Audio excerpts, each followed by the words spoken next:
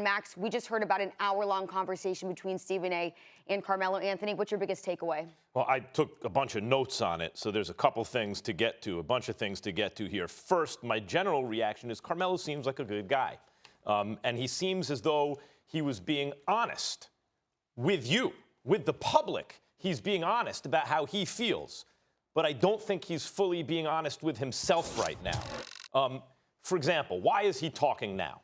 He's talking now because he doesn't have a job. When he says the game, he still loves the game didn't love him back at one point in time. He's not like, you don't retire from the game retires you. And at the moment, the game has retired him. So I want to get to that for a second. Where Carmelo thinks he is in terms of his value on a basketball team, because his skills are excellent. His overall game as a scorer is one of the best ever, and he's still highly skillful that way. I'm going to get to specialization and how that's affected him in a second. Where he thinks he is in his career and where he actually is, there's a huge gap still, a big gap. I know he thinks he's accepted a lot. For example, now he's willing to go to the bench. Yeah, no kidding, dude, of course. Should have been willing years before you were, and it would have helped. Like, look at what Vince Carter did. Really effective player with job for 20 years because he was a superstar able to accept a more peripheral role. So Carmelo says he did all the right things in Houston, except actually produce, like in Oklahoma City too. So what do I mean? But like, look, the game changed from under Carmelo Anthony's feet. It's not like his fault, but that's what happened. So he goes from a guy who's just a tremendous overall well-rounded, skillful ISO scorer to a league that says, well, wait a minute. We need, unless you can do that on a high enough level to be the best player or one of the best players on a championship team, and that was years ago for Carmelo. He never could have been the best player on a championship team, but certainly he could have been maybe the second best, certainly the third best player on a championship team. I think the second best in his prime.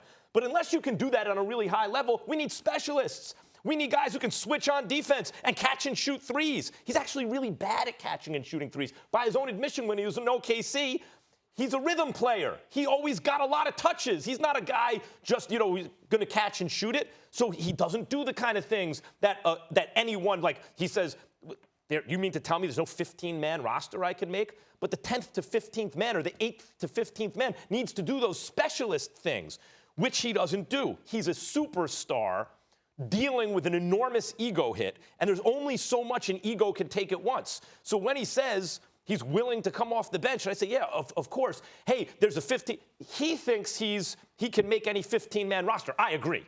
There are not 450 players better than Carmelo Anthony. But what role on that 15th-man roster? So when Stephen A. asks him, when he says, hey, there's politics, right? The quote was,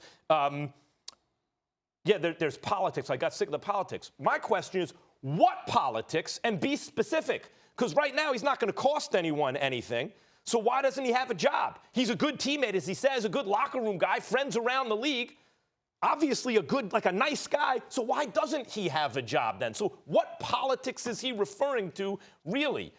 If I was a GM and I heard that interview, I'd think, Carmelo still doesn't quite get it. He's not all the way there. And he's been a day late and a dollar short in terms of recognizing where he fits in the league for a long time now, for years now.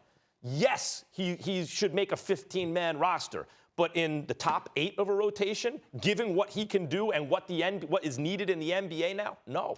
So would he be willing to be the 9th, 10th, 11th guy on a team and do it with a full heart so you can get the best of his abilities? Stephen A., when you say that, or when Stephen A. says, hey, you can give him 15 points a game, the number of points is completely irrelevant. No one cares about that in the league anymore. There's a much more sophisticated understanding of it. It's, what is your points per possession? Because if Carmelo's giving you good points per possession still, then he'll get more touches. If he's not, he'll get fewer touches, especially because he can't play defense. So my overall takeaway, Stephen A., is Carmelo's a good dude. That's how he comes across. A guy who's being honest about what he's going through, and he deserves to be commended for that. But a guy who's still not being fully honest with himself about where he fits into the game. Thanks for watching ESPN on YouTube. For more sports highlights and analysis, be sure to download the ESPN app. And for live streaming sports and premium content, subscribe to ESPN+.